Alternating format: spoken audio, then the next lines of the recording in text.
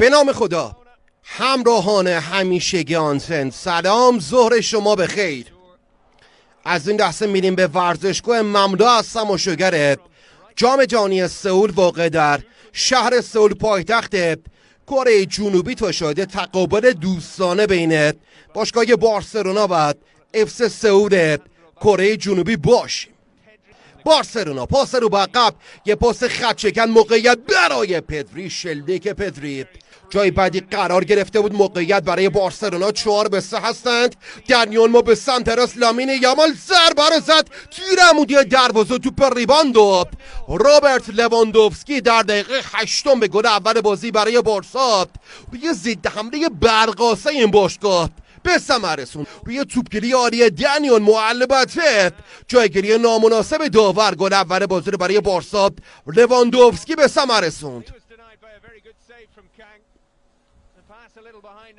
توپ اول یامال به تیر عمودی دروازه اصابت کرده، توپ برگشتی در آستانه دروازه خالی حریف به لوا رسیده. چه کاری راحت‌تر از فروپاشی دروازه خالی اف سئول.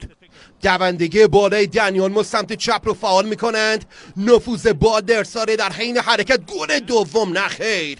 رافینیا ضربه سر بد موقعی زد. حرکت میکنه، دو نفر روی پاش میرن. پاس نمایشیش جالب نبود، 1-2 کرد با مدافع حریف. یه گل قشنگ و یامال به ثمر میرسونه تو برتری بارسا در همون 15 دقیقه اول نیمه اول 2 برابر بشه. اینجا حرکت کرد، 2 نفر رفتن روی پاش، 1-2 که با العرب انجام داد.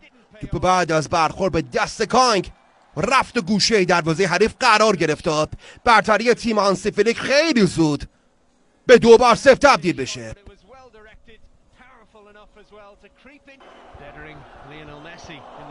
یه بازی سیال عالی و منسجم. فرصت رافینیا از زاویه تنگ، توپش مستقیما باز رفت. سایر نقاط دنیا به خاطر اختلاف زمان، اختلاف فصلی که دارند، بازی قبلی در مقابل ویسل کوبه عملکرد جالبی نداشت، ولی در این بازی خیلی خوب داره کار میکنه. یامال پاس نرم و بلند لواندوفسکی، توپ روی هوا در اختیار میگیره کانگ. بازیکن اف سئول قرار داره پاس محکم به سمت راست. دوندگی بالای جونگ، ارسالی که انجام داد خطرناک بود، کسی نبود این پاس قشنگو ببره. توپ در اختیار یامال قرار گرفته، خیلی مکس کرد، توپ از دست داد. یه گل قشنگ، یه گل فوق العاده برای اف سئول که چو به ثمر میرسونه و انگشت اتهام به سوی یامال نشانه خواهد رفت. این توپ اول بود، خطرناک کار کردم. ارسالی که صورت گرفت، توپ بعد از برخورد به کوبارسی رفت و در سمت مقابل با دفع کنده همراه شد. یامال خیلی حریف و دست کم گرفت، همین مسئله باشه توپ از دست بده. همون بازیکن که توپ یامال رو بود پاس گل ارسال کرد و چو ضربه قشنگ و غیر قابل مهاری رو اینطوری کوبید به زیر طاق دروازه گارسیا تا حالا در این بازی بارسا مثل بازی قبلی دروازش فتح بشه. سمت راست رو فعال میکنن، جایی که نفوذ کرده این بار هم اندرسون اولیویرای برزیلی. فرصت پاس تو در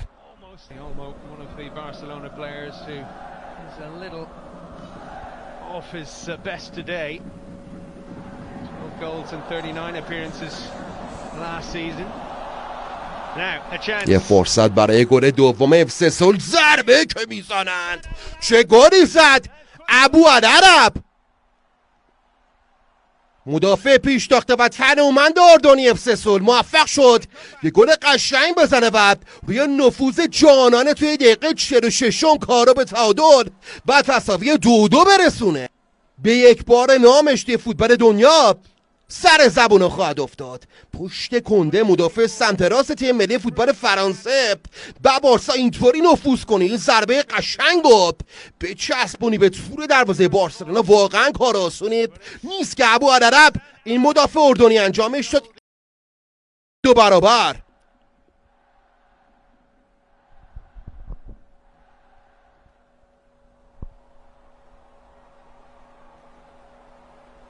One league goal for him this season. He scores right on half time. 1 دقیقه و 30 ثانیه از زمانه طرف شدی نیمه اول رو سپری کردیم. کوبارسی، آروخو، چرخانده. Really impressive from the local side, the Dark Red Warriors. That's their nickname. خوان گارسیا. They have fought and battled hard پاکو بارسی. خوان گارسیا. this game against very prestigious opponents from Spain.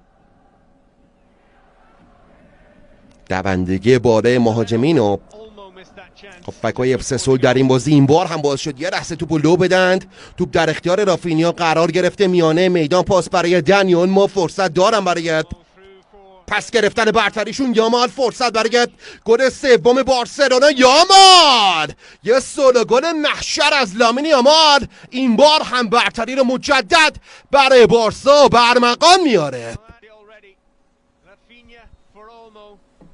The timing of the run was آفساید هم نبود، کاملا روی خط آفساید قرار گرفته بود. با مدافع حریف یه نفر رو فرستاد دنبال سرنوشتش و این ضربه مهار نشدنی رو فرستاد به اونجایی که غم نباشه برای بارسلونا.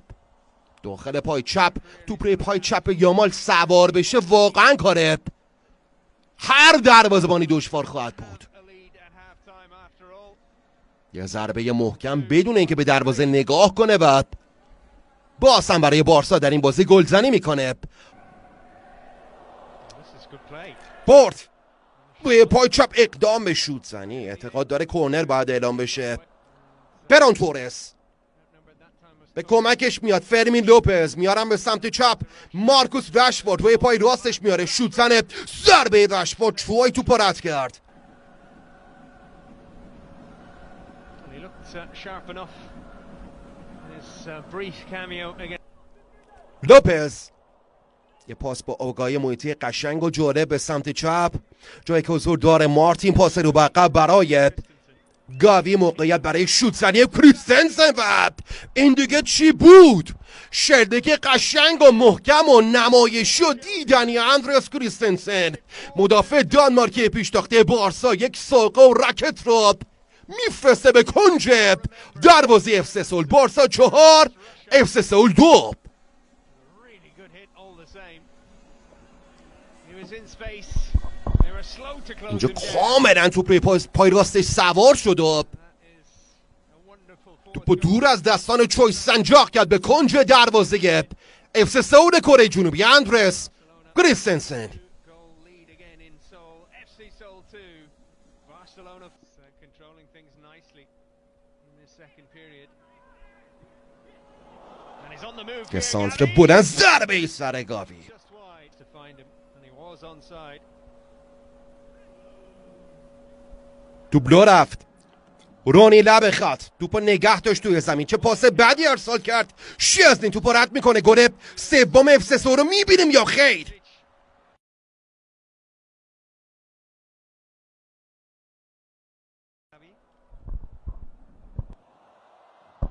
یه پاس برای فران تورس، گل پنجم. موقعیت فران تورس و اینم گل پنجم. فران تورس هم در این بازی نامشو در لیست گلزنه بارسا ثبت میکنه.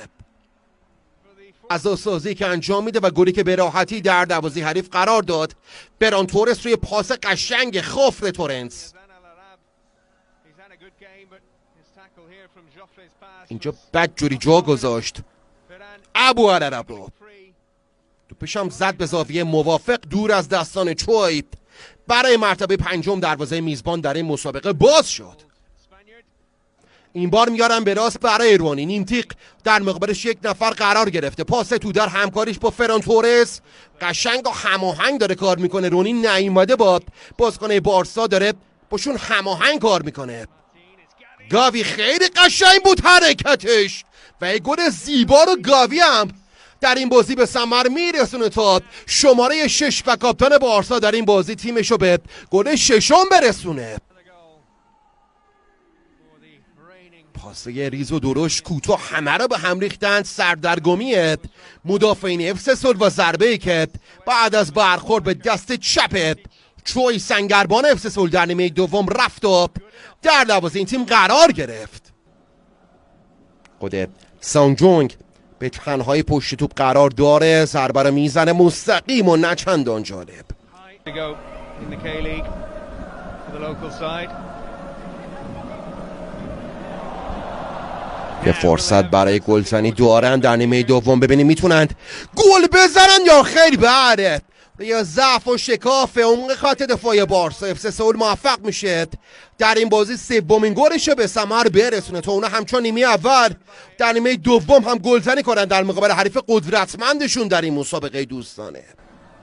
هان مین جونگ نیامده گل زد برای تیمش، فرار از سر آفساید پشت سر مارک آسادو نفوذ کرد و این ضربه دقیق رو برساد به کنج دروازه شزنی روی پاس تمیز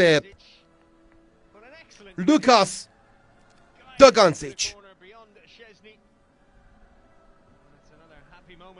یه نگاه کرد و یه ضربه درجه یک رو به توپ زد رشفورد. یه پاس، یه فرصت، فران تورس گل هفتم رو شماره 7 به ثمر رسوند. او هم مثل یامال در این بازی بریس میکنه. پاس گل به نام رشفورد. بالاخره کار مفید از رشفورد در این بازی شاهد بودیم با این پاس قلچکنش. 7-3 برای بارسا. پشت پیراهن بازیکن اف سی سئول هم کره نامشون هک شده.